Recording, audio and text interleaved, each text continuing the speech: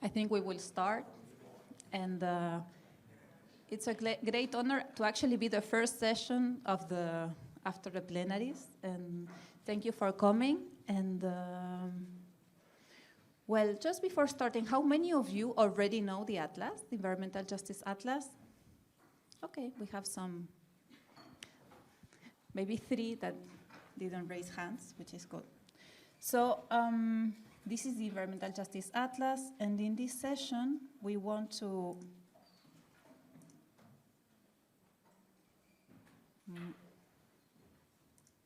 okay. So this session, we will present some of the uses that we are giving the Atlas for research, or an unexpected use that has been for teaching. And we want to do short presentations because mainly we would like to engage with you to see how you use the Atlas and how do you see it could be improved, or what are the challenges when you use it, because we are at a certain point now at the different projects working on the Atlas to try to improve it. So we will have different presentations. We will briefly introduce the Atlas, really briefly, because I see that most of you know what the Atlas is. We will briefly present about how we are doing we have done initial research to try to understand how it's used for teaching and learning. And maybe some of you have your own experiences that you would like to share, so we can learn from that and try to improve the Atlas in that sense. And we will also present different research that has been done based on the Atlas database to show different ways that the database can be used for research. And because now we are after the Atlas was found, Lea, in 2035? 2010, yeah, well, 2010, so now the Atlas has an interesting number of cases that can be used to start addressing some research questions and the work with the data set. So we will present different research that's been conducted with the Atlas, and it would be interesting to also hear your comments. And the Atlas was created with the EJAL project, where Lea Temper was the scientific coordinator, and then the EJAL project ended, and 2 new projects keep on developing the EJAtlas. The Acknowledge project, that Lea Temper was the PI, and also Ashish Kotari, that maybe you also know, and the MJOS project, which is an ERC, European Research Grant, that was granted to Joan Martinez Allier. And Grettel, and Juan Liu, and Lucrecia are part of the MJOS project, and I was the scientific coordinator of the Acknowledge. And the Atlas is directed by Lea Temper and Joan Martinez Allier, and Daniela Del Bene is the coordinator.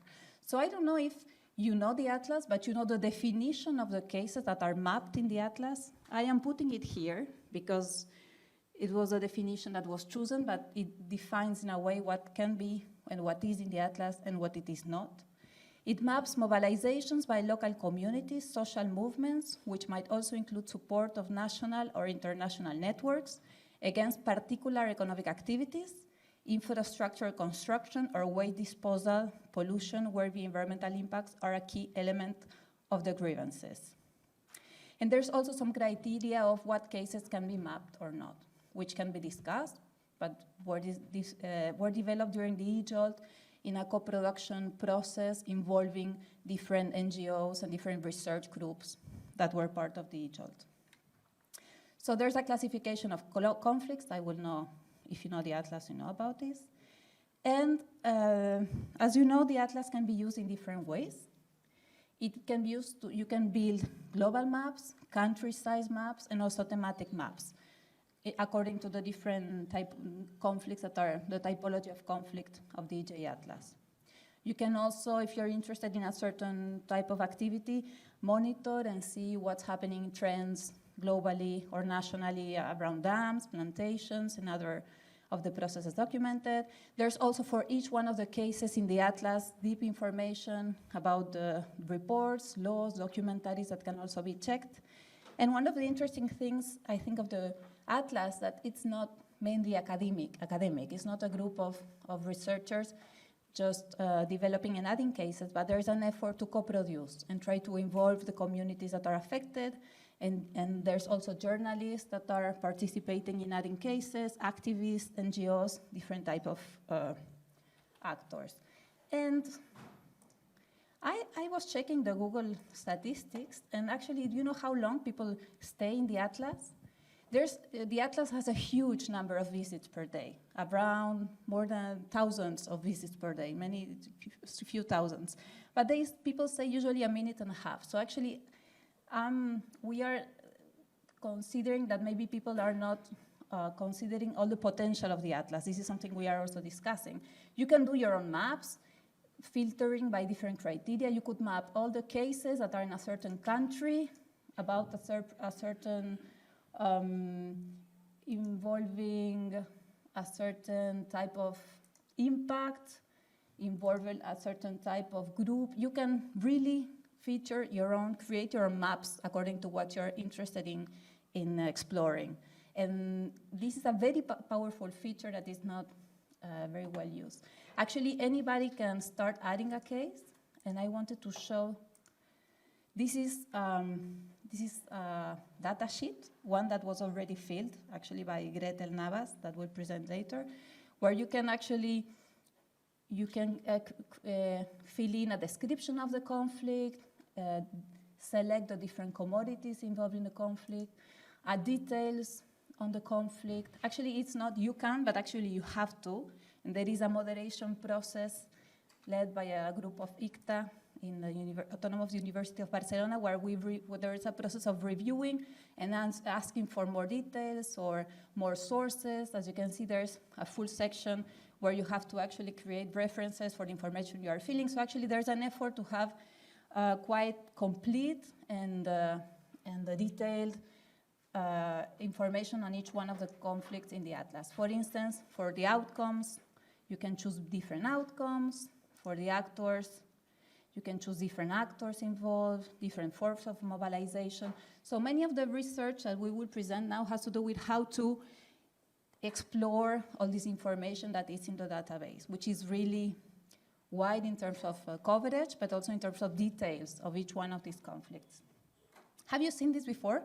How many of you added a case actually in the Atlas? Just to know. Okay, so in the case of teaching, this is something that some professors are doing. They are asking students to add cases, which is actually very powerful, but also, as I will quickly say after, some challenges are involved. Okay, so one of the aims of the Atlas is not research, but it's supporting environmental justice groups. And for instance, this is an example. This is a feature map that was developed with a network of communities and NGOs in the world working against Chevron Texaco. And in the Chevron Texaco Day, a special map was developed showing all the conflicts that Chevron Texaco had on the world. And this was published in many newspapers. This was used by the movement. They even took this map and their complaints to the the stakeholder meeting. So this is an example of how the Atlas is also engaging specific campaigns with specific movements to not only explore what environmental justice looks like and what's happening, but also help environmental justice movements with their aims. We will discuss lots of this, so I will not develop much more, but I will start with explaining a bit what we have found out about how the Atlas is used for learning and teaching. We have an online survey that when you enter the Atlas, you can fill, and we find out that from 600 responses, this was from a year ago, the responses we had until 2018, 37% of the respondents actually use the Atlas for teaching and presentations. This is the main use. And in a way, we were not expecting, there was not a big expectation of the Atlas being used for teaching, but it's actually one of the main uses we are seeing. Not only teaching in formal environments, but also in NGO events or different types of presentations to show trends, to show conflicts, to show different things. So we are trying to explore why and how it's used for teaching and learning. And we have done some interviews and have analyzed some experiences in the US, in UK. Here, this university, University of East Anglia, have a MOOC, and I think, well, people here knows it, where the Atlas is part of one of the modules of the MOOC. So we also explored that experience, and also there was 2 courses conducted in China. Juan Liu here, she's not presenting on this, but she was involved in these teaching experiences in China, and we had some interviews with Juan, and also reviewed some publications that were made around that experience. In Turkey, Begum actually is here, Begum Bozkanyak, here, sorry. She also uses the Atlas to teaching, but we find out that there was, of course, our network related to the Atlas, many people using it for their own courses, but we also find out people outside our network that we don't know in the US and other places of the world that they are using the Atlas. So we had some interviews, or we analyzed their experiences, and we are trying to understand the challenges and also the lessons from those experiences. So we found that, I will not dig in, I have a paper I can share and we can discuss later, but I think it's the boring presentation of this panel about the teaching experiences, but I think it's really interesting. We found different ways people were using the Atlas. There was a very powerful to show these global experiences to understand trends and understand environmental justice. In the US, it was really interesting for US professors to show something that in the US has a very specific character and very specific features, how it takes place in other places of the world with different languages, with different claims, with different concerns.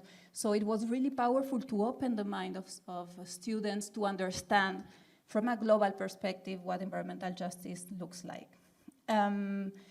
We also had analyzed some experiences where the professors asked students to add cases, which is really powerful, but really complex, because as I show you, the fact sheet to add cases is really complete, but also requires some understanding of actors, of struggles, of mobilization strategies that maybe for some of us postgraduate are more easy to understand, but it's not the case for some undergraduate or different teaching contexts. So it requires lots of explaining and presentation and work with the students. So, but what was interesting about the Atlas is that it creates surprise, interest, and motivation among students. It's interactive. You can enter and you can pick up cases from all over the world and you can read about them. And you can actually, as we were saying, you can add a case. So some students actually express their interest to add cases. Many students are involved in their own activism, and this was also interesting for them. So it was very inspiring for students, which I think is one of the why people is using the Atlas for teaching. And we have also, but we find some challenges. I mean, the Atlas actually is a small group of people working, and when you have a class of 20 students adding cases to the Atlas, demanding the EJAtlas core team to moderate these cases, to help leading the process with a certain specific timeline of the class, this is becoming challenging for all the effort required for the EJAtlas team, but also, so we are trying now to involve more of the teachers in all the process. Because at a certain point, there was a teacher that said, okay, students send their cases. Now just, moderate and give them the marks, more or less. It was like, hey, this is your class. So there's some challenges there, but a huge potential to dig in all the potential to use the Atlas for teaching. There's a language thing. We are now about to launch the Atlas in multiple languages, which is great, but most of the cases still have to be added in English. And for instance, Juan Liu class in China, they had to add the cases they work on the cases in Chinese and had to add them in English. So Juan Liu ended up doing lots of translation and lots of work that one would not expect that would be required. I think there's this interesting comment on Arnim Scheider based on also a collaboration class in China, maybe Juan can comment later, that has to do with, it's also really strong for some students to see all this map of struggles that can be seen as really pessimistic, all these people being impacted, being, harmed in different ways. So they were pointing to how important it is to show not only the destructive sides of conflict and environmental degradation, tensions, and sometimes also violence between stakeholders, but also the productive and creative parts of conflicts, which I think is one of the key issues of this conference. No? Try to show this also creative and transformative power over environmental conflict. But I think this is also one of the sides that we sometimes forget when we are working in this map of conflicts, is to stress all these powerful experiences and how this can be transformative. And we will discuss some of these also in the research being conducted with the Atlas. And well, thank you very much. And here I put some quotes from students using the Atlas, which I think are interesting. And as I said, I can share the paper, but we would also like to hear or talk to you about your experiences using the Atlas and how we can improve it and what type of apps, what type of functionalities could be developed. We would like to know more about that to improve the Atlas in that sense. That, as I say, this was unexpected. The Atlas was not developed for this type of uses, but we are seeing it's becoming a key functionality, a key way people is approaching the Atlas. So thank you very much for your time, and I will, okay. First, I'm going to present myself. As Mariana said, I am part of the Environmental Justice Project, and I am doing my PhD under the project and in the Autonomous University of Barcelona. So, well, this is my third PhD year, and this is a paper that I am working on right now, and is how I am using the EJAtlas to characterize or to understand and to know more about those struggles and those environmental conflicts that are for health. I mean, for health damage. That would be like protesting for health damages, no? So what was my motivation? It's because my second paper or my thesis is about how in Nicaragua people start to protest because of toxic chemical damage their health. This is, well, this is a picture of Robertito, who is a child that was born with malformations, and he is the son of a banana worker who was exposed to the toxic chemical. So, well, this is a very known social movement in Nicaragua that started in the 70s and 80s in Nicaragua, and up to now, some of them, many of them, have not received any monetary compensation, which in their words, would be like monetary compensation, no? Because for them it's the only way in how. So there's also these complexities and what is justice in health justice, no?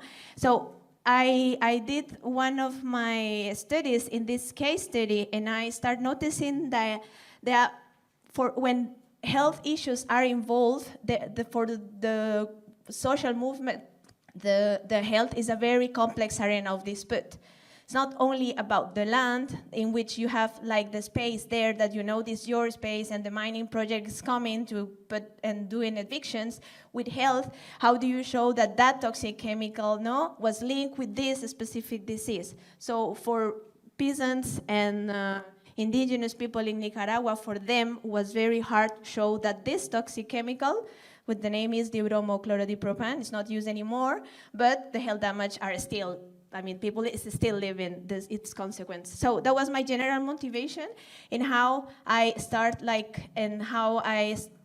trying to understand more environmental conflicts, but in this kind of big category, health-specific conflicts related and people protesting because of health damages.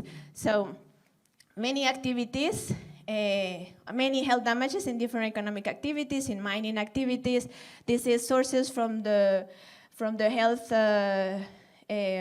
World Health Organizations and IPA, and some cases from the EJAtlas also, how specific metals and pesticides and herbicides are linked with specific diseases and also in energy production, So I was like trying to get some information about specific chemicals and pesticides that are use in these activities, and then to learn more about how, some specific cases from the EJAtlas when the conflict starts because of claims of damages, So to learn more about how health can be a vehicle for social mobilization. So this is academia. I need a theoretical approach.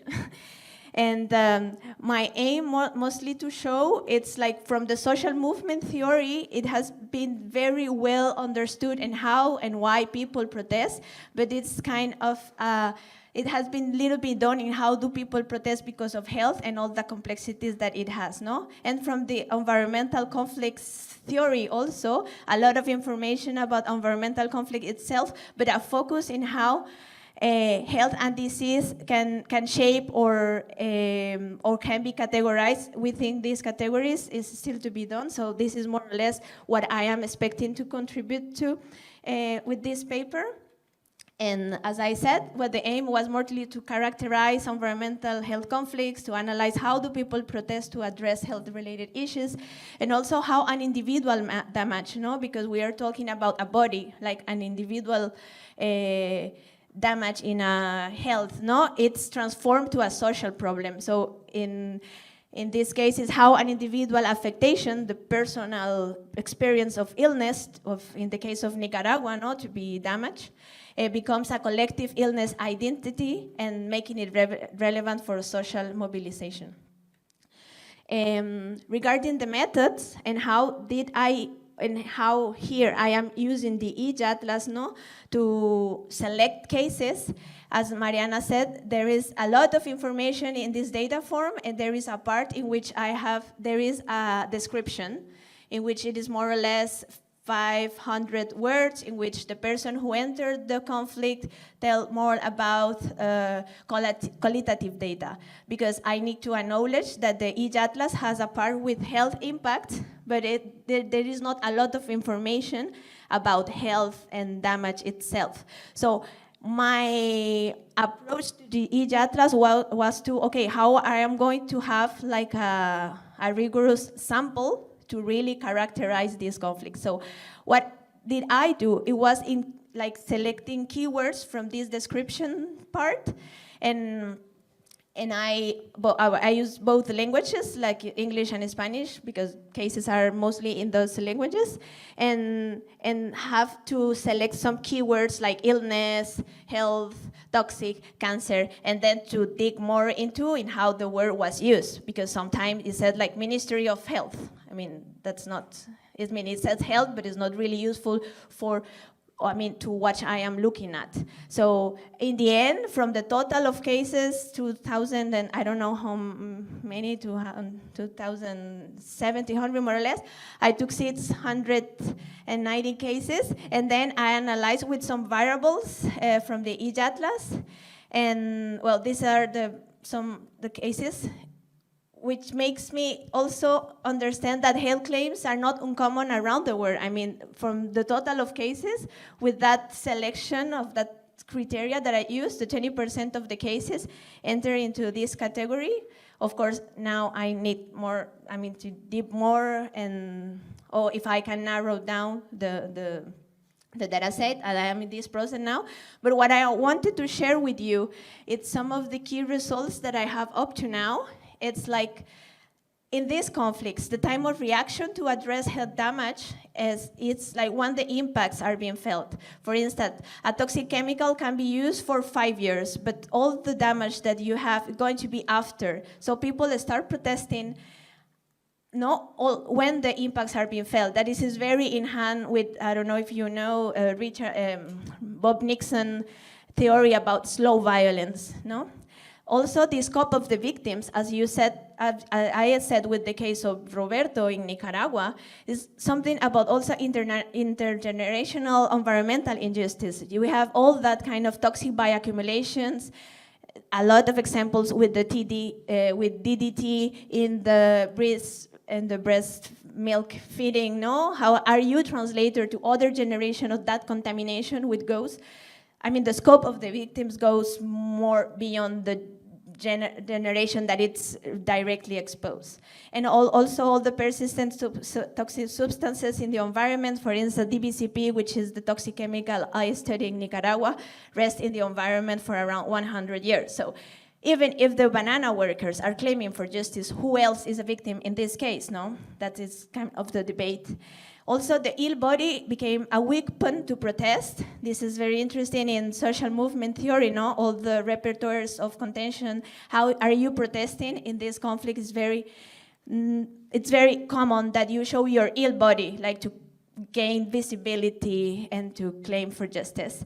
Also, but it's kind of obvious, no? Health is a complex arena of dispute. There are some specific diseases that have multifactorial causes, like cancer. How do you say that glyphosate in Argentina is leading to cancer if cancer can be also because you smoke, because your grandmother had cancer? So for these people, it's very difficult to face this kind of controversies and to show the evidence, no? And that's why I am so very interested in understand the role of scientists in these cases, that we have the variable on the EJAtlas, mostly doctors or in the people who do the evidence, no? How do they do the evidence? Which methodologies are using it?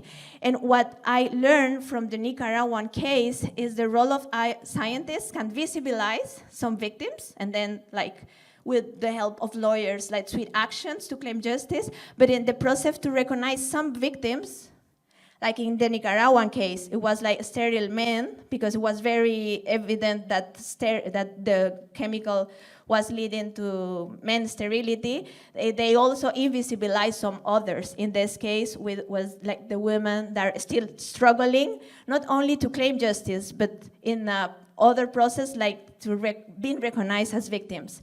So this is more or less the results, and my idea or what I really want to do with the EJAtlas is like to, with the case of Nicaragua, not to extrapolate with other characteristics may I have from other cases around the world, and mostly like to have a characterization of this category of health environmental conflicts, no, and to discuss all these key results that I have up to now. It's a work in progress, but we can discuss more at the end. Thank you.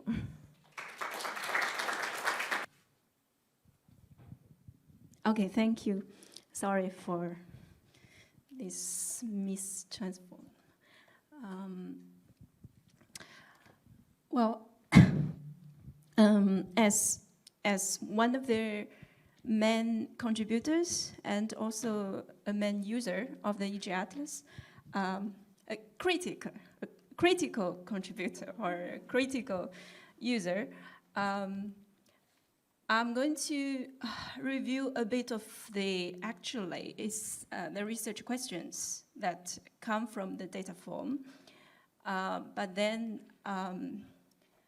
my focus would be a little bit different from my colleagues. So starting from entering cases for the atlas, we always have to think about what would be a conflict. So what would be a case there? So for in a lot of discussions, and also like my colleagues, we might put a case as an event or a series of events there. This means there will be a starting date of a conflict and also an ending date of a conflict. But for when entering cases, Chinese cases, we found that there might be a lot of problems if you put like a starting date and an ending date there for a specific conflict. There is a famous conflict in Xiamen, happened in 2007. It's about the PX plant, and it was considered as environmental justice. It's a success because it was stopped. But years later, it was relocated to another city. So when we are analyzing this case, so how can we define it, whether it is a success or it is not? And there is another case I modified, like it's a hydroelectric project in Xiaonanhai Dam, and 4 years ago, it was put as a failure of environmental justice, but 2 years later, so it was a failure in 2015, and in 2017, it was stopped because of a policy on conservation. So what should we define about this kind of cases?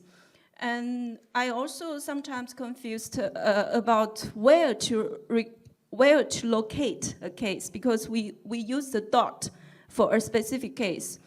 And sometimes, like there is a case that I'm still working.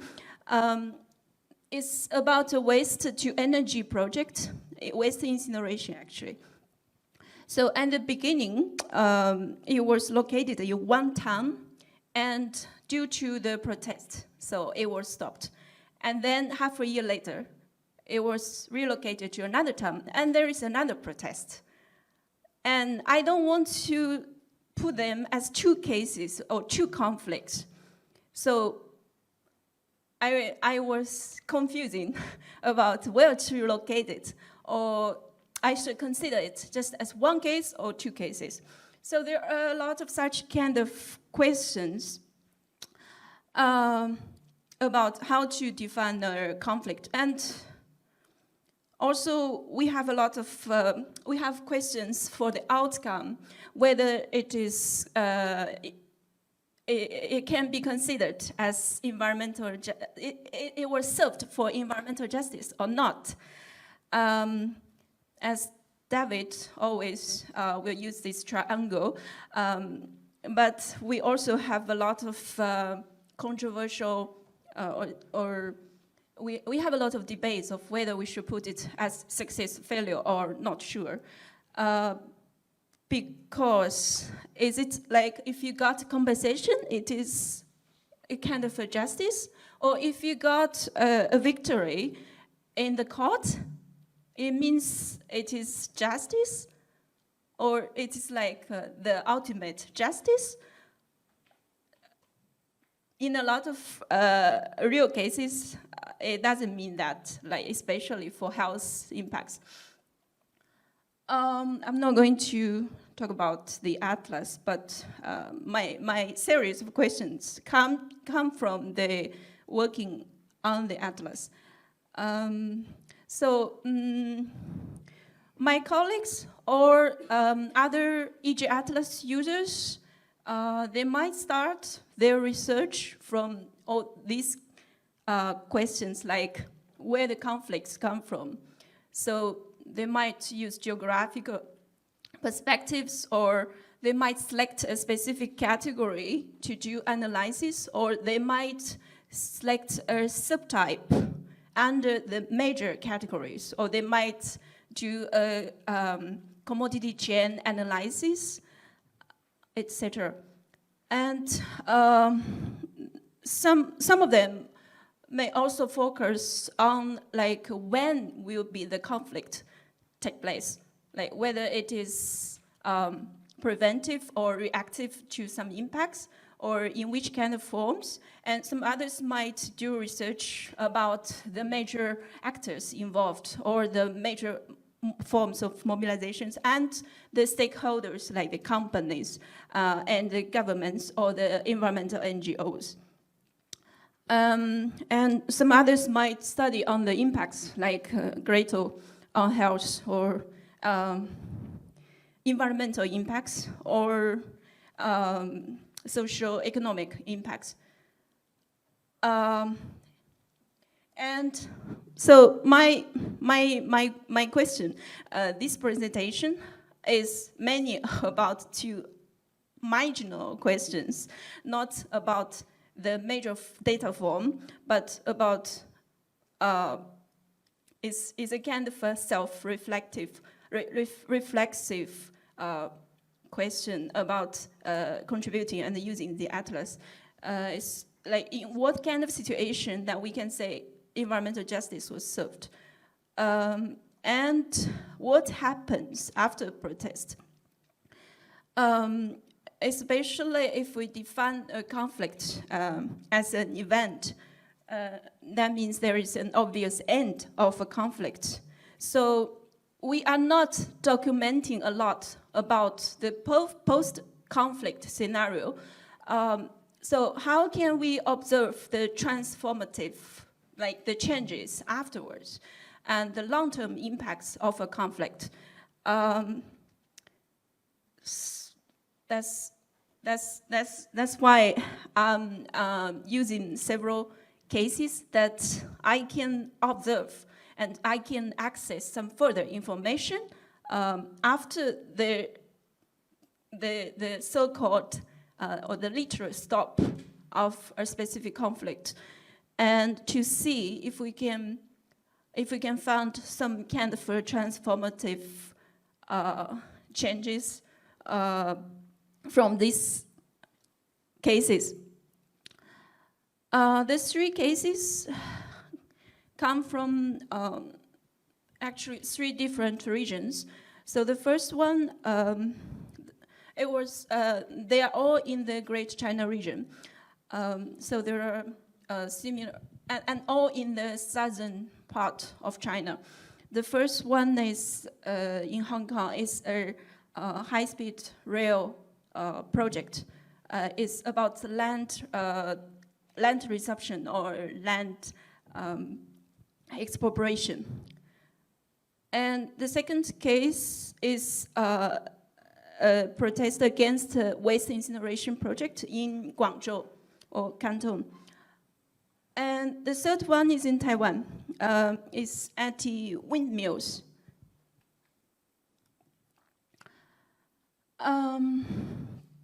Well,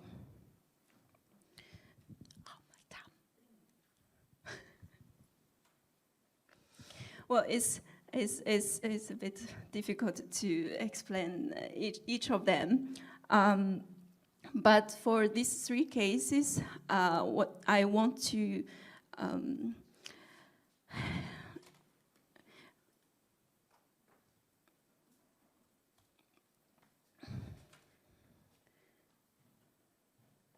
so I will spend a little bit of time on each case for a very brief introduction. For this land resumption case, there are a lot of mobilizations, a lot of forms of mobilizations, like even hunger strike, and also like this kind of demonstrations. But there is a specific type of mobilization, is to develop a kind of a village tour. So they built a route in the village and to show the life of the villagers, and to promote this kind of lifestyle and their this is not a peasant village, actually. It's a bit mixed. It has farming and also has immigrants inside. So, but it's still a village. But there are still a lot of farming land. So for this case, what I see as transformative is this village. At the end, it was demolished, and they argued for they asked for another area to build the new village, the new Choyan village. At the same time, they developed organic agriculture and collective farm, and they also developed a kind of a network to distribute these products. So it's more or less like the food sovereignty movement. So it is a kind of a small-scale food sovereignty movement. And they try to extend the value from the old Choyan village to the new Choyan village. Yeah, this is one. And this waste incineration case, I think the most impressive development from this conflict, after the conflict, is the group that participated in the protest later was developed into an NGO. It's called Eco-Cantum, and they started to do many things, like including for public advocacy and the policy recommendations. So they engaged closely with the government and try to promote like waste classification, waste sorting and classification. And also they do like public education. And at the same time, they also networking with other NGOs and even international organizations like Gaia. So this is a very successful case, and it's also special because the Guangzhou government respond very positively. Otherwise, I think they will also encounter a lot of problems, like political problems. There are a lot of details. For the Taiwan case, because it's a bit special because normally we see windmills as a kind of a clean energy or renewable energy. So we think that it is, there should not be any kind of conflict or controversial things. But actually because of the low frequency hydro, due to the turbines, then the local residents, they will have some psychological and also health problems because of this. And also there is a land issue about the wind farms. So there are also a lot of forms of protest, and including artistic. So they compose songs, lyrics, and they also write poems. And there is a lot of this photo is also a hunger strike. There is a number 272 hours hunger strike, and after this conflict, so there not only one organization was developed from this conflict, but many environmental NGOs and civil society groups coming from this organization, and some of them also participated in the later protests, like the anti-nuclear protest. And some others, they joined forces with the agrarian justice movement, and they tried to promote the rural development in this area, in the region. Well, yeah, this is the last one. So some very basic conclusions. That the environmental distribution conflicts can generate transformative power towards sustainability. Also, we also have larger data in another paper. We can see that it's easier to stop the controversial projects or mitigate the impacts in the preventive stage instead of in a reactive stage. And the degrees of mobilization and also the forms of mobilization in the protest period would lead to different outcomes, not only for the immediate outcomes, but also for the long-term impacts on the sustainable transitions. Also, the forms of transformative strategies and actions will be developed based on different cultural environment and the involvement with other actors like the government or external EJAs. Or sometimes it's just based on like a specific figure, a famous scientist or a big profile on internet. But my question is still there because we have already had like more than 110 cases on the mainland China map, and we have more or less 10 for Taiwan and Hong Kong. We didn't perceive much more of these three cases for the other conflicts.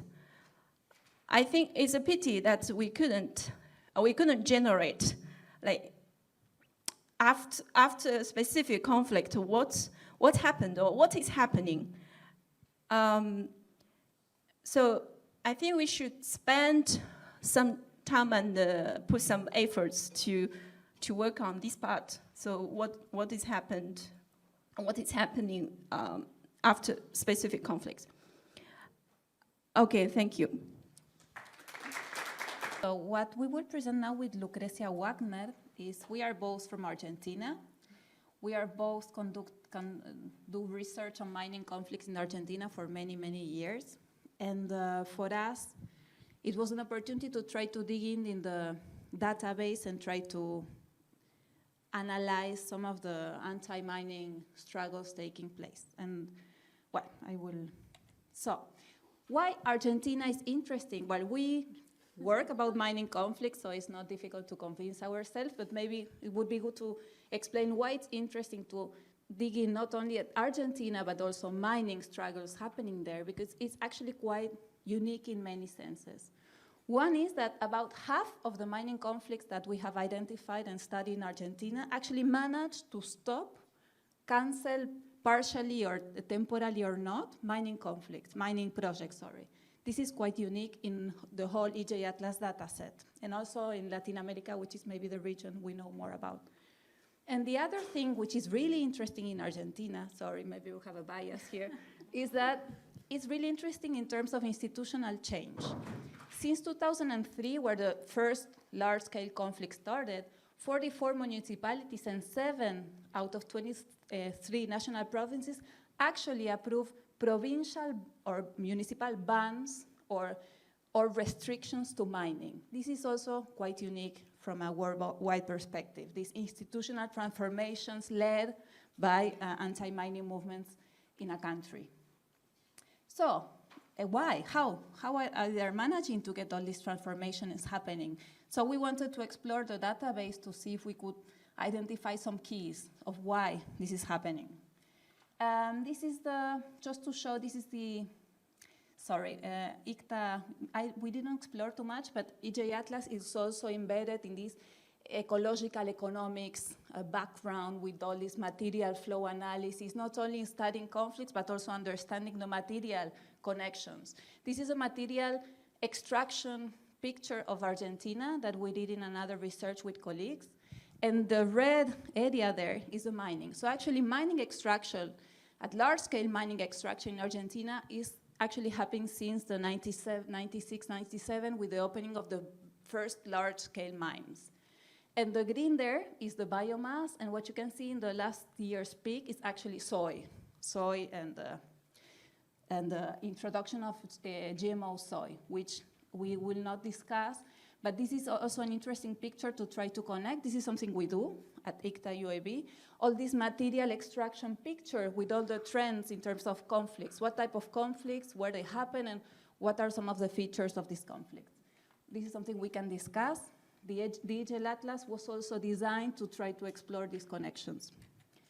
So this is the EJAtlas picture of Argentina, just to show also that the weight of the orange dots, which is mining conflicts, is larger than other type of conflicts. That different colors mean different type of conflicts, the mining conflicts are the most important number of conflicts in Argentina in relation to other. It is true that we as Argentinians see that there's many cases lacking, but still from our knowledge from the country, it is reasonable to say that mining conflicts are maybe the main environmental issues driving mobilization in the country. Not the only, but the main. Okay, so what we wanted to do with the Atlas, and I have to say that with Lucrecia, we love doing case studies. So this was a challenge to us. How do you in this love of getting into understanding a case, the actors, the history, the different cycles, all the details, how do you get to this other approach of looking at this, more detached approach to the cases, which is actually not something we managed to do because we actually dig in each one of the cases and we're working at the detail and also the multi-case study approach, which actually meant in some cases going back to the cases and adjusting some of the way the case was described so it would be coherent. So we actually identify it's not that easy to work with this data set. It's not like a census. It's different. It has some specific features that require some detail and some understanding of how it's built to know how to analyze it. So we wanted to characterize anti-mining movements, environmental justice movements in Argentina, who they are, these movements, why they mobilize, and which are their main strategies. We also examined the outcomes, and we wanted to explore a bit why. And this is maybe an add we wanted to add to the research, and this has to do with Juan's new concern also, has to do with the transformative processes taking place. And we engage with some of the theory that here at UEA it's work, which is a transformative analytical frameworks that's been developed by Joaquin and Rodriguez and a whole group of researchers here that also belong to the Acknowledge project where we are working. So we are not only analyzing the Atlas, but trying to see what we can learn from the Atlas of the transformations these movements are pushing forward. So what we did is a systematic identification of cases. And as I say, with Lucrecia, we work in Argentina. We know many of these cases, but we also find out. So we went province by province, searching in different databases and newspapers, cases, trying to see these cases, trying to see if they fitted or not the definition of what should be mapped in the Atlas. So we also had some discussions of what cases to add or not. And we ended up with 38 cases that were in the Atlas, and we improved or we added in the Atlas. And we did some analysis, Lucrecia will explain now, on the actors, the strategies, and the outcomes. That will also help you see the type of information you can get from the Atlas. Yeah, so I leave it to Lucrecia.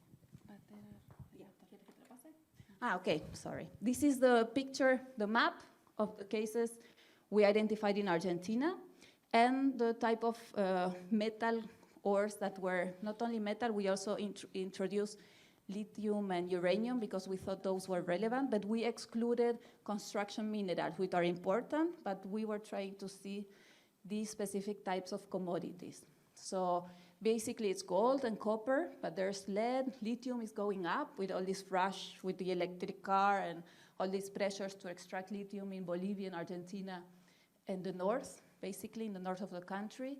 And these are the cases and their distribution. And there you can see the provinces that have banned mining. Ban exactly is not the term because it's restricted, because it's a very specific ban that it depends on each province if it's banned a certain type of large-scale mine or the use of a certain chemic that would imply that a type of technology cannot be used, like cyanide leaching and so on.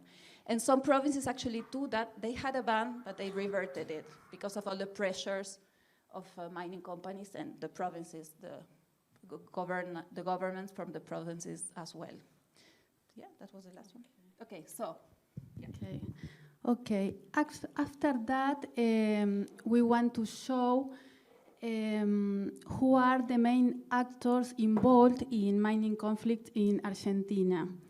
We can see that local actors are very important including environmental justice movement at the local scale, neighbors. The neighbors' assemblies are a very important actor in mining conflicts in Argentina, and other social movements that support these struggles. In contrast to this, we can see that international organizations have little participation.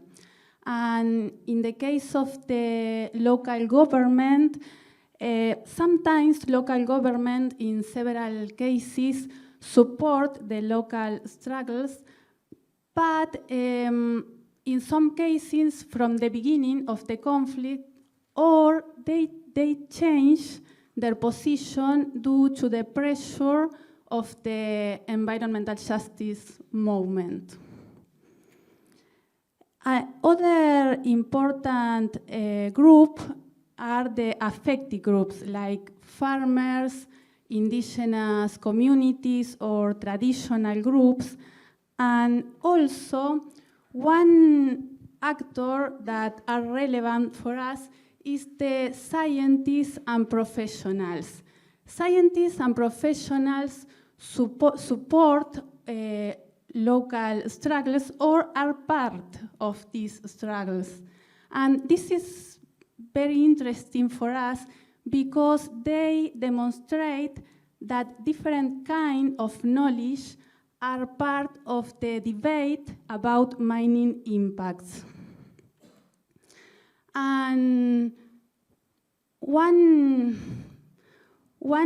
topic that is understudied in Argentina is the role of religious groups, mainly the Catholic Church, and this actor is very important to support local struggles, especially in small villages in Argentina, like in the Patagonia, for example. We can see some pictures. The WAC, the Union of Citizen Assemblies, is a very important movement at the local scale. And below that, we can see the presentation of an expert, very famous, Robert Moran, in the national legislature of Argentina. We can see, on the right, we can see assemblies, a church, and a local government voting on a law that forbids mining activities. And regarding strategies, the main strategies that these actors develop are public mobilization and others that seek to make visible the struggle, the complaints against mining.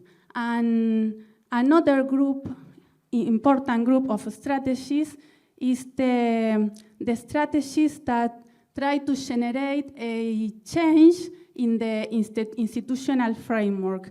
The judicialization is very important in Argentina, and also the networks, the alliances are important to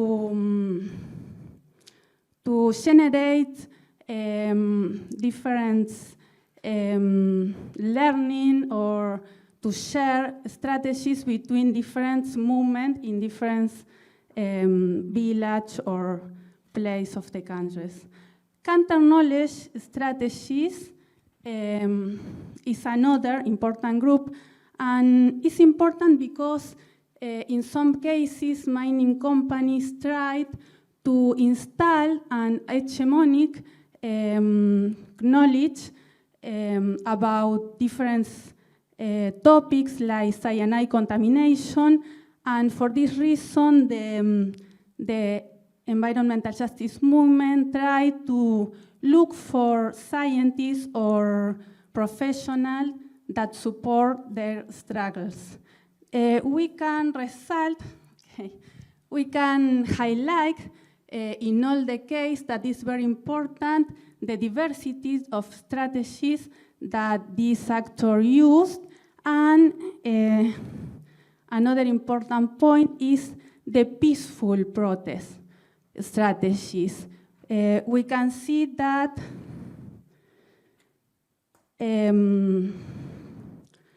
stronger or violent action has not been used in Argentina up to date.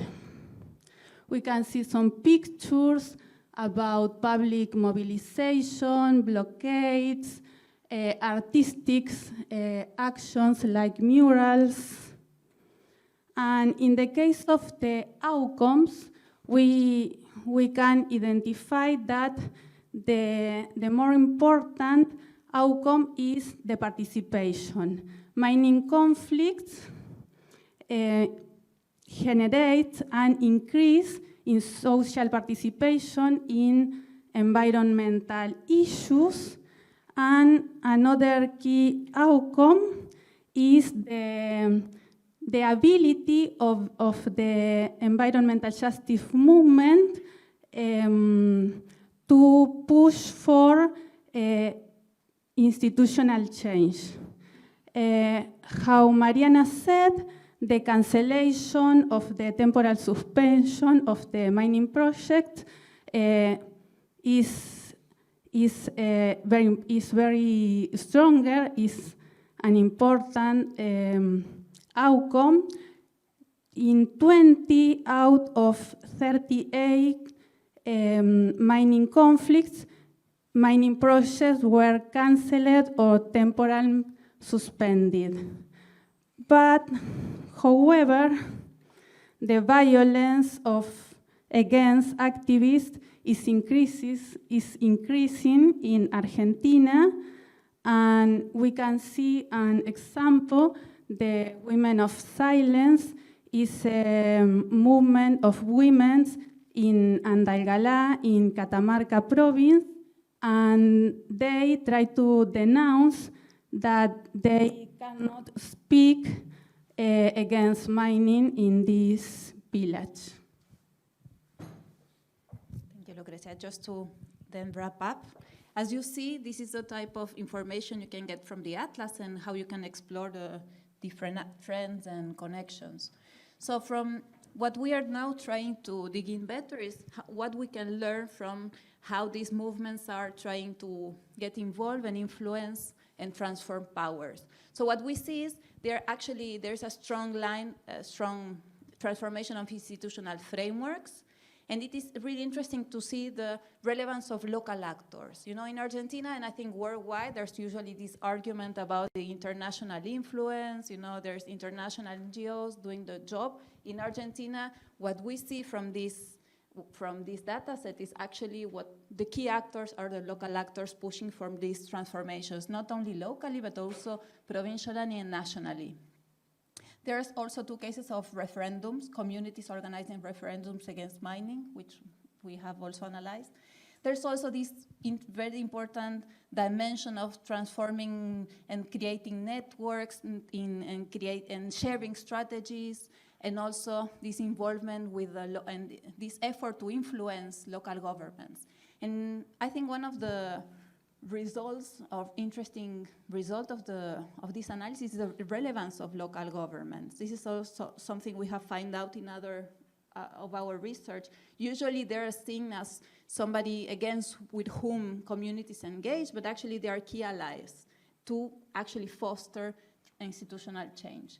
And we have also seen all these strategies and all these articulation and different actors and how these can build counter-hegemonic knowledge in the form of different knowledges, working together, collaborating, creating alliances, creating counter documents, counter evidence, which is also really important in this transformation of discourses, in this creation of new meanings that is happening in many environmental justice conflicts, and we see in Argentina. We also are pointing to this. Argentina is not a country with a history of violence against communities. Well, take the dictatorship maybe out, but after that, with the environmental justice movements. It's not like Mexico, it's not like Central America, but now it's becoming more and more difficult for environmental justice movements to not be repressed and actually judicially prosecuted. So actually this is a trend we are also identifying. So now we want to go deeper and more quantitative, maybe it's not the word because there's only 38 cases, but see trends in relations between the project that's been canceled and the number of diversity of strategies. With Lucrecia, we want to go into this world which is not ours and use other methodologies to see how far we can go using the atlas to explore these relations. And well, thank you very much for hearing us in this presentation. This is, Lucrecia for us is not the type of research we're used to doing, but I think we have found interesting information and I think it's interesting to, I mean, well, yes, that. It's uncomfortable, going to uncomfortable places and digging information from different perspectives. So, thank you very much so now I think I would like to invite all speakers to look at you and not give you the back. So we can actually ask you about, I don't know, what do you think about the atlas? How do you use the atlas? Do you have questions of what you have heard about how you use the atlas, suggestions? How can we learn about the way you see the atlas? Because maybe we are too much embedded in it now, using it. So it would be interesting for us to hear from you. So I open the floor for questions about the presentation and also comments or, I don't know, whatever you have in mind, and maybe we would like to engage with you.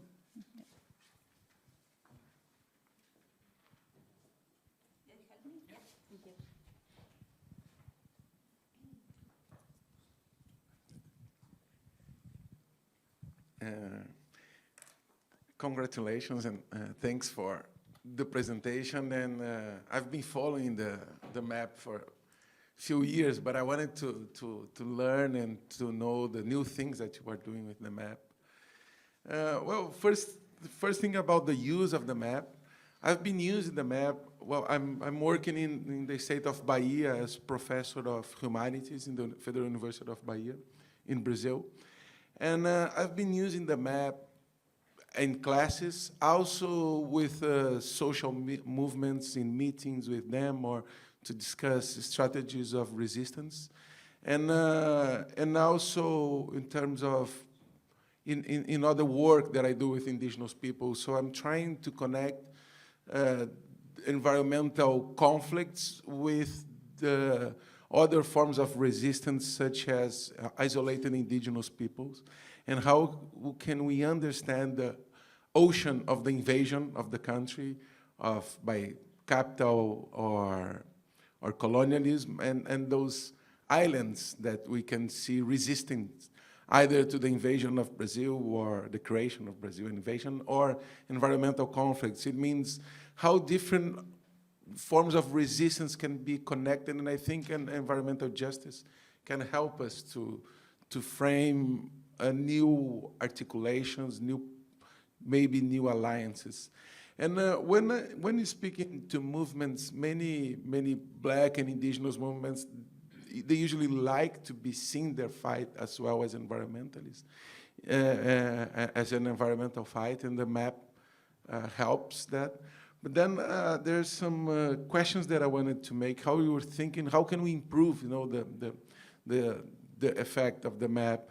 The first, with the movements, how could be possible to build more interaction with the movements and the map?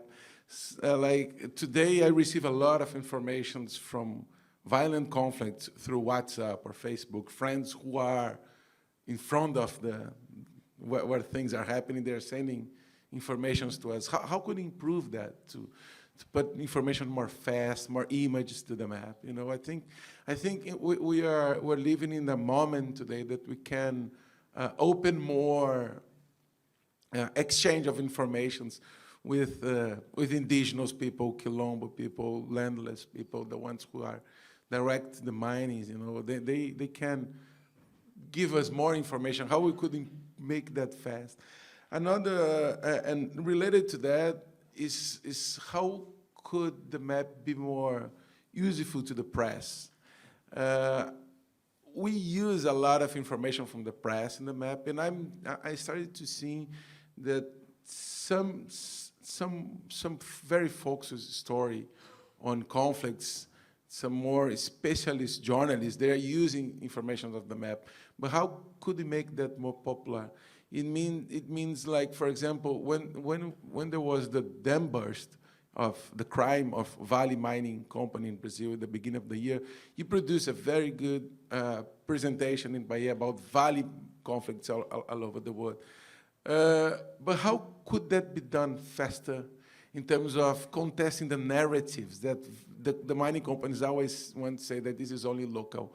How could we work, I don't know if visualizing or make it a bit more popular, you know, that anyone that would see the conflicts would go to the map and having a more powerful explanation to contest the others' narratives. And this is related to, I don't know if you think about how working on other artistic and visual perspective of the map, of the conflicts. I've just seen some very beautiful work on forest architecture. They are working more on bringing more art to the informations and bridging more other informations. And I think this also could be very powerful. You know, I have problem when I see only bubbles and pointing things here, you know. Geographers does that. I know we have to do that, and then you click the bubble, then you're gonna see the information. How could we could manage that? I think we could reach more people and to our side. And last question is, it was very interesting that you showed the conflicts in Argentina on the project, and I'm very worried about that, because most of the environmental conflicts on mining and other conflicts it's just the announce of the project that produce violence and tensions.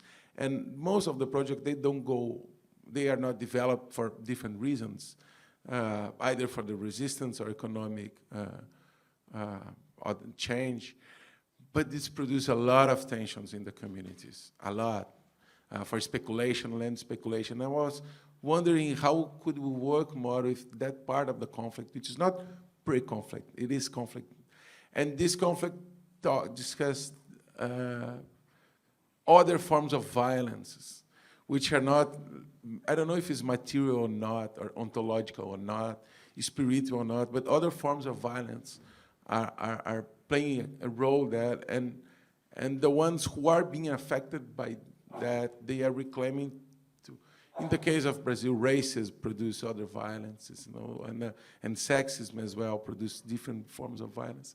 How could we, I don't know, listen more there and improve the way that we can help to visualize the struggles? And congratulations again, thanks.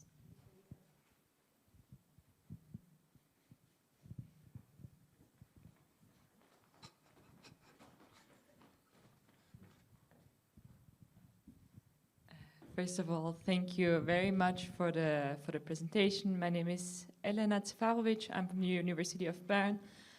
I also do research in Argentina, but more on land use conflicts and in the north of Argentina. And it was so interesting for me to see, because my whole view is about land use conflict, like on indigenous people rights to land, small-scale farmers' rights to land, and this is all I get from there. And you get a completely different picture from what you were talking about, where it's, you know, very violent conflicts, where it is, well, not as successful as in mining, like mostly often, like people get displaced. It's completely, yeah, different picture than what you see. And so I was wondering how you think you could also deal with that, because I was wondering either, I don't know, my view on the issue, it's very, very limited, and it's really like the majority is about mining conflicts, or there is a lot of information missing. And I think this is what kind of limits maybe the use a little bit of the atlas, because this is the thing I don't know, you know, like, is it information missing, or is it really that the majority of environmental justice conflicts are on mining. And yeah, maybe another thing I also, because I found it interesting, you said that on average people stay for 1.5 minutes. In the first moment, it's maybe a little overwhelming, and it's not that easy to see what you can do. So I really enjoyed the whole presentation you did to see, okay, what is actually the information. I think now what many platforms do is kind of to make a short video, like, you know, like the poster you have there, just to show, okay, these are the things you can do. And not to just, you know, throw people in there and then they get lost and then they leave. Just to make it maybe more accessible, because I think the work you do is really, really brilliant. And it would be such a shame if it would not get used more. Thank you.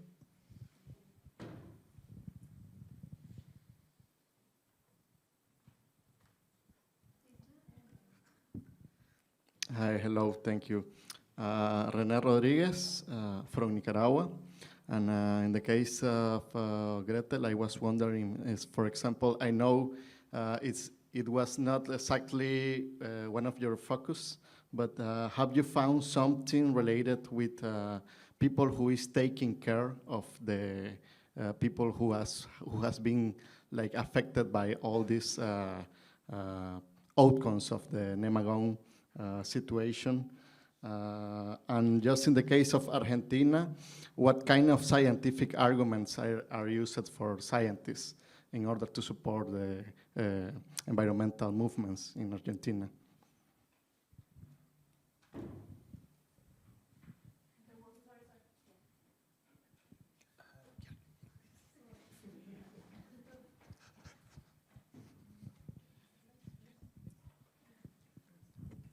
Thank you. My name is Siti Maimuna. I'm from Indonesia, but I'm a PhD student in University of Passau, but I do my secondment in Brighton University. I'm just curious how and what and how the company also use the same materials for their own interests.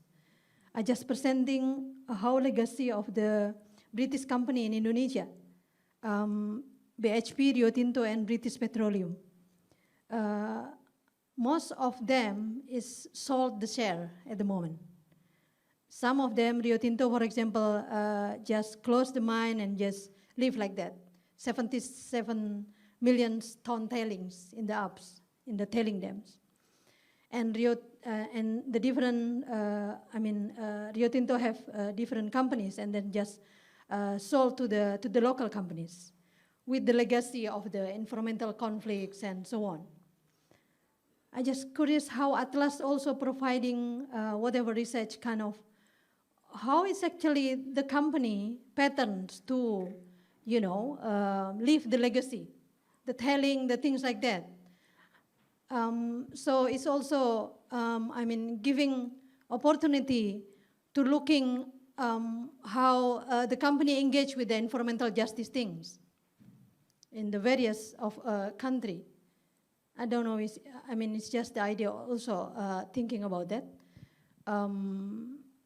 Because it's kind of, there is no system, no judicial opportunity or things that can catch the company that just leave the legacy and sold the legacy to the other company, especially local companies, and then you difficult to how to struggle with that. That's the idea. Maybe we can thinking about that also. Thank you for the presentation. I think it's important to giving example how this map can use to understanding the dynamics in each. I think the presentation is really important to give imagination how it's actually people can use that. I think maybe if you have kind of, I agree with the suggestion, like have maybe 1 minute or something like that, how to use this kind of data for the research. For me, for example, when I hear your presentation, I try to invite myself because I do research on the ethnicity, coal mine, and gender. And how it's by map is kind of, it's actually can understand the historical context of the conflicts and how it can be, give patterns or idea how to do the same research on that. Because when we talk about the indigenous people, actually, there is dynamic from the colonial era, and then my country, for example, we have the historical colonial, and then centralization, authoritarian regime, the centralization, things like that. Yeah, just the idea how, maybe we can talk later, but I think it's important to understanding what the dynamic beyond the map, beyond the atlas dot. Thank you. Thank you so much. Just to follow, thank you so much. My name is Doris Sagol. I'm based in Nairobi. I'm an independent consultant. Couple of questions. So I think the map at the moment, the way I understand it, because this is my first time really to be in touch with it, it's very special, the different spaces. But I was wondering in terms of, just following on her, that the dynamics in terms of time, temporal, because in terms of the magnitude of severity, it might be some certain times of the year or during political, campaigns, the conflicts are, more severe. So, I don't know your insight into that and, how that can be integrated and be used. And then the other is about actors and strategies, and I think it's a great idea of classifying the different actors, but again, that also follows in terms of that, the space, because within those actors, for example, you were saying about the importance of local actors, in facilitating, in doing this, going out, in the public and doing demonstration, but also depends on the time as well. So within those actors, I wonder if it would be interesting to disaggregate, doing more analysis, and within those actors, there are losers and, beneficiaries. And especially like in Africa, where during, political campaigns, people are being bought, at a certain time of the year, they are like, we are against this, this proposal. And then during political campaign, a politician would come and, pour lots of money, and they'll change their minds. So I think, in terms of those strategies, and actors, those kind of like doing analytical work a little bit and disaggregating and understanding, how severe, and I think it would be really interesting. Thank you.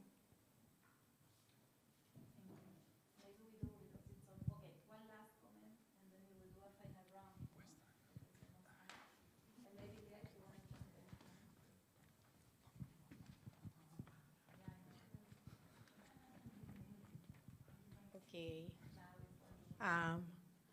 Thank you for sharing your studies. I'm Gwen Borsena. I'm an environmental sociologist with my base org called Green Research in the Philippines. So mining is also a hot issue in our country. And I just wanted to follow up. No, actually, before you said that the Argentinian team, ladies, Actually, I wanted to ask that before you said it. What's the role of the religious groups, the leaders? And then you said, yeah, it's understudied. So I don't know if you're a little aware of it, or they're not really involved, or it's just there's not much data available. Yung second question ko is about the atlas. I have to confess I haven't opened it or checked it. So I wanted to ask, is there data from the Philippines? Because there are so many issues in our country. I don't know if we can help, or you already have it or what? So we do a final round, just because it's time,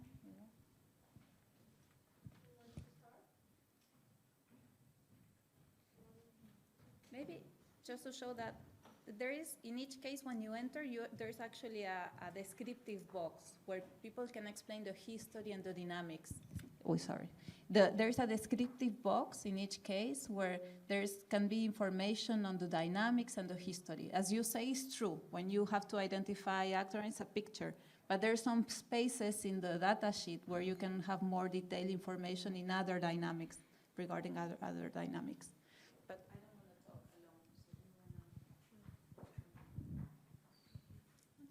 alone. Okay.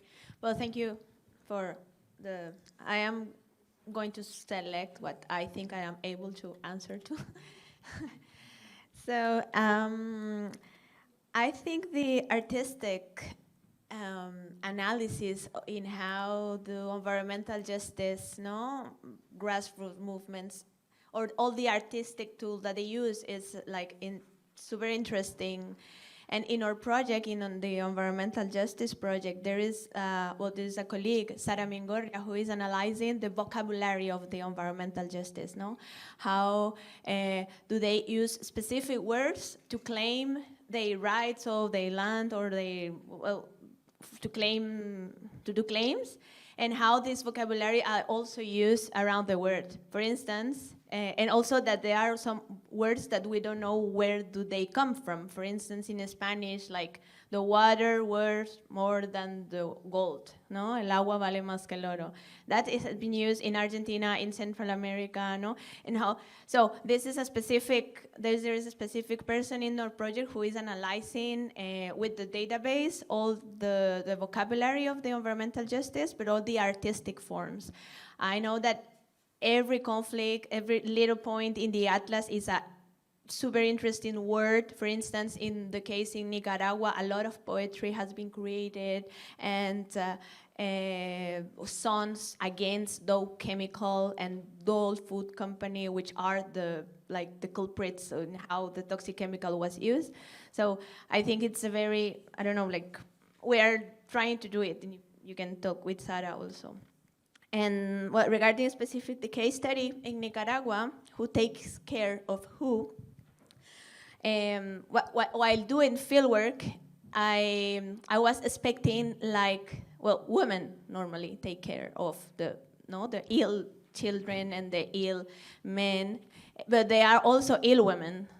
So who takes care of them? No? Yes. It was also related. There are also claims involving people who is taking care of the people affected. Okay, that was. Not only about ill people, but also for the people who is taking care of them.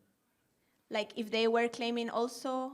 Yeah, kind of compensation or something. Okay, no, specifically, the company recognized as victim the ex-banana worker who have been work and during the use of the chemical, But after that was, I was saying, who is a victim when a chemical spreads out, Because there are too many victims, and how also the company had used the evidence to narrow down the number of victims.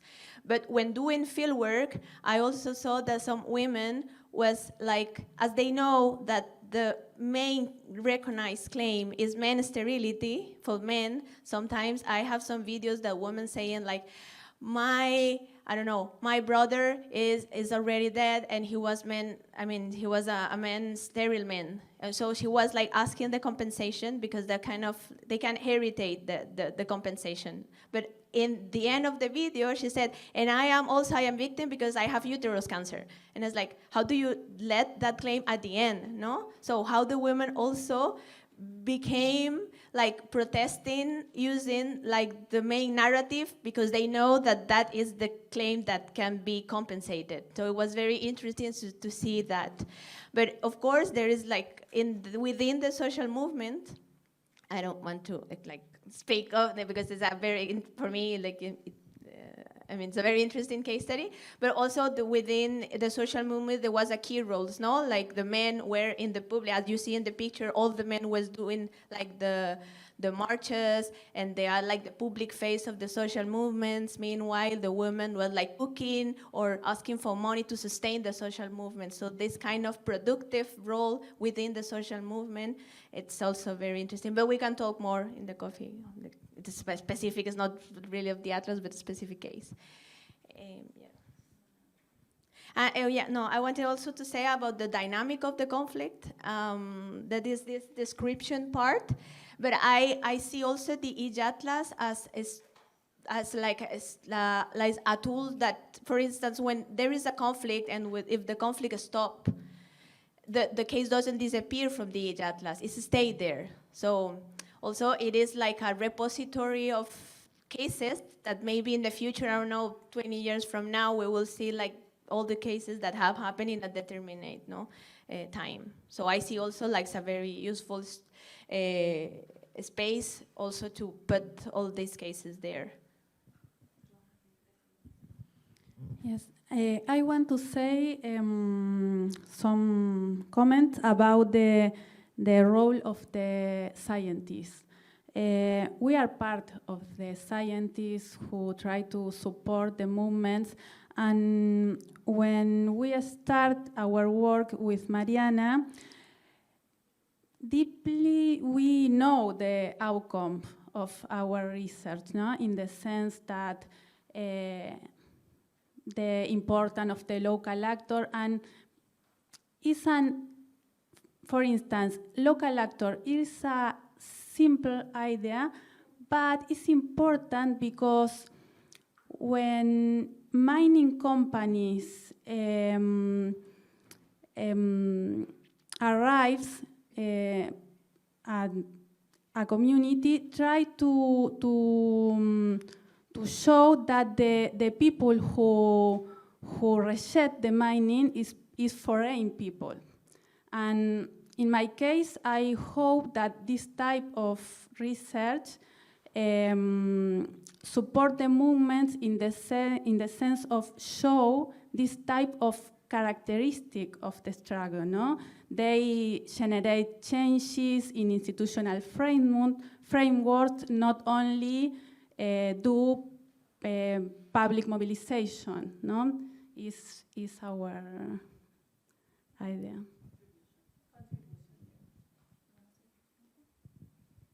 Well, I think there's no questions directly related to my part. But just one thing that I realized, because quite recently, the Chinese government, the central government, is trying to enforce the waste sorting policy in 46 metropolitan cities.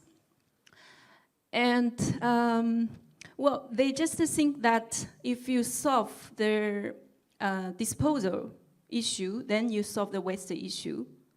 But I think for the Atlas also, I have the similar feeling from teaching, like for the undergraduate students, it's difficult for them to build the link from their own conception to the waste disposal, because they feel like they get used to that consumption mode, and it's difficult for them to reduce plastic bags but when they face that there is an incinerator built near their home, and they just realize there might be housing bags, but this is not connected with their daily consumption behavior.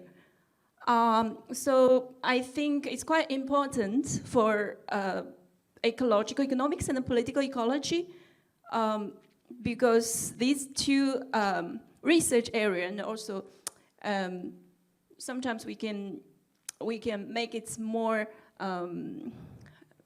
not so academic, trying to build the link of our daily behavior with the environmental impacts, and trying to also link the environmental conflicts with the transformative actions. Because nowadays everything is disconnected and distancing. I think it's also connected with the topic of the conference. Yeah. Thank you very much. So I want to thank you all for coming and for all the useful comments that we have noted and we will share with the EJAtlas team. And I hope this is just a start of a conversation that we can have during these days and after that. So thank you very much for coming, and yeah, thank you.